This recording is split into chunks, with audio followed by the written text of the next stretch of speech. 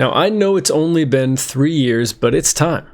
You may wonder why I'm saying this, of course. You may wonder why I'm bringing up Elden Ring 2 in a video already. There's been no mention of it. In fact, Nightreign, we're still waiting for that. So why Elden Ring 2 now? It's obvious. Of course we need Elden Ring 2. I'm not Nostradamus here. I'm not dropping any bombs about, holy cow, this is the next game we need. I'm not doing any of that. But really, the reason is because right now, gaming is just full of division.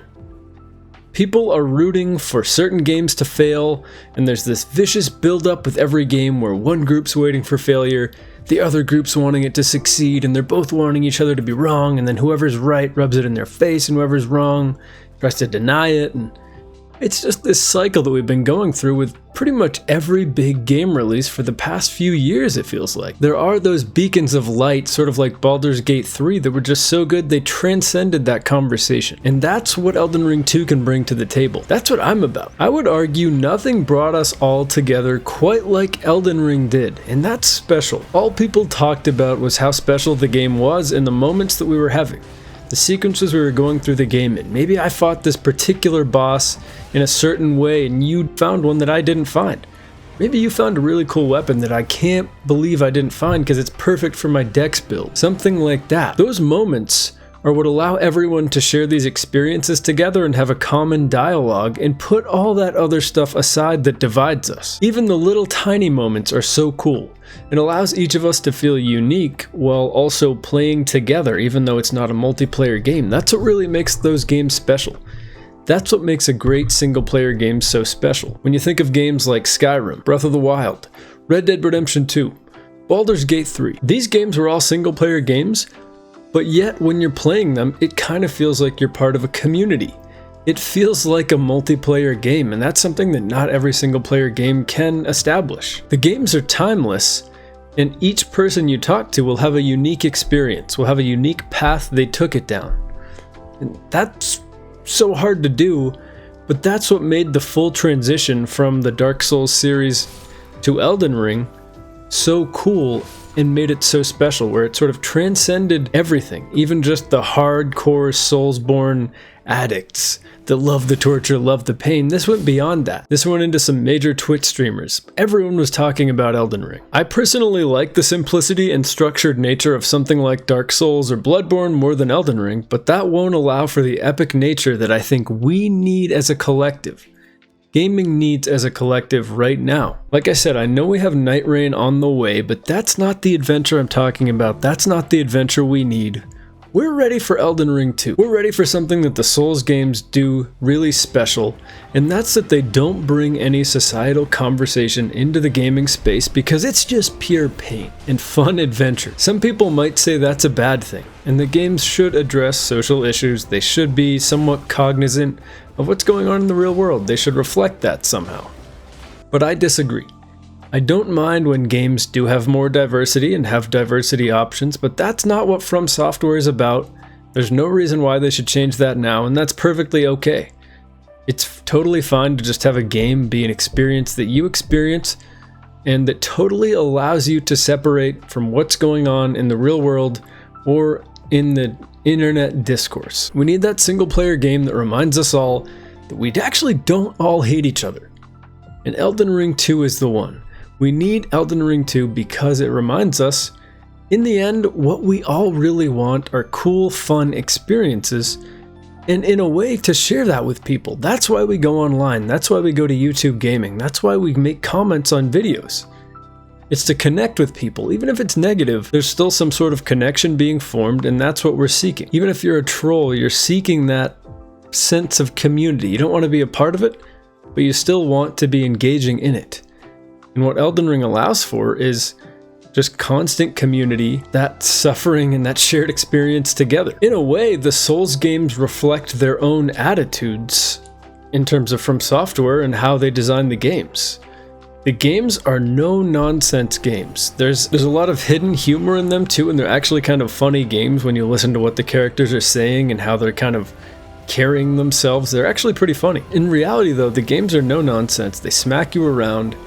And that really doesn't leave a lot of room for dialogue outside of the game about what might be wrong or right socially with the game, because it's just straight up gameplay. It's just straight up kicking your butt.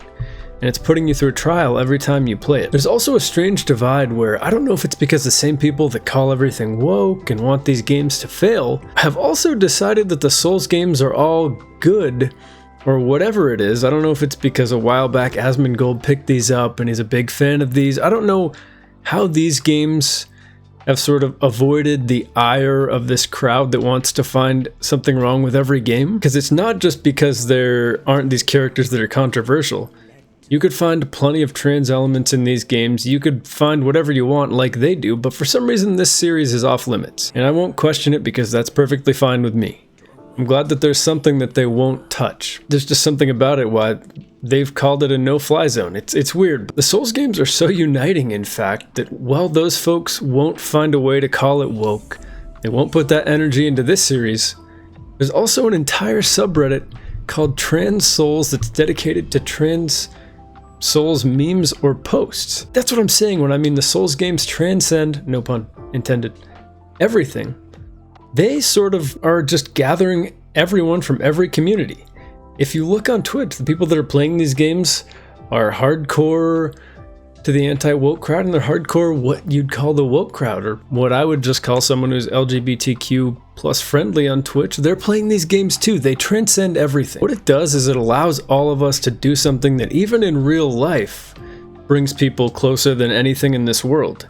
It allows us to suffer together even more. We all know the saying, "We're in the trenches," which is used to symbolize when there's a close band of people, whether they be, and they've gone through a tough trial together, and they've come out on the other side even closer, and that bond has been strengthened. Like the show Band of Brothers, one of the best things you'll see on TV by my book. When we play Elden Ring, when any of us play this game, or any of the games in this series, we're suddenly in a band of brothers.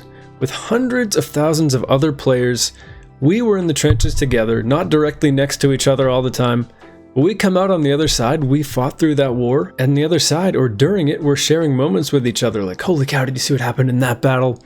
And all this stuff, and there are very few things that can bring us closer together as a community in gaming than something like this. Going through these trials together, figuring out by talking to each other, or learning about experiences we may have missed, stuff like that. That is something so special and is very rare. Now with this suffering also comes the very special, individual, unique experiences that these games give players, the Souls games.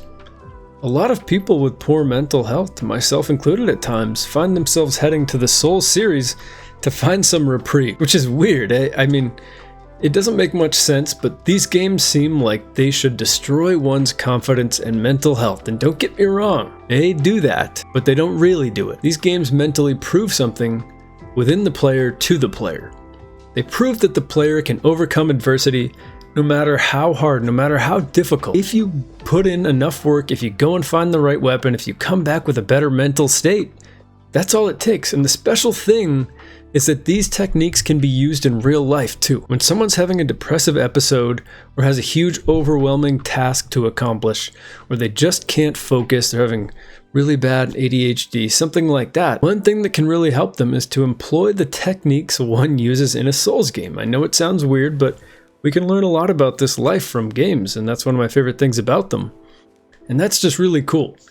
And even if subconsciously it's teaching these players something special about themselves, even if it's happening subconsciously, it's teaching these players something special about themselves. It's showing them what they can do and what their potential is. That's why none of us want the accessibility options that keep being shoved in our faces, like the yellow tape in so many games, like Atreus constantly talking to us. We want to suffer.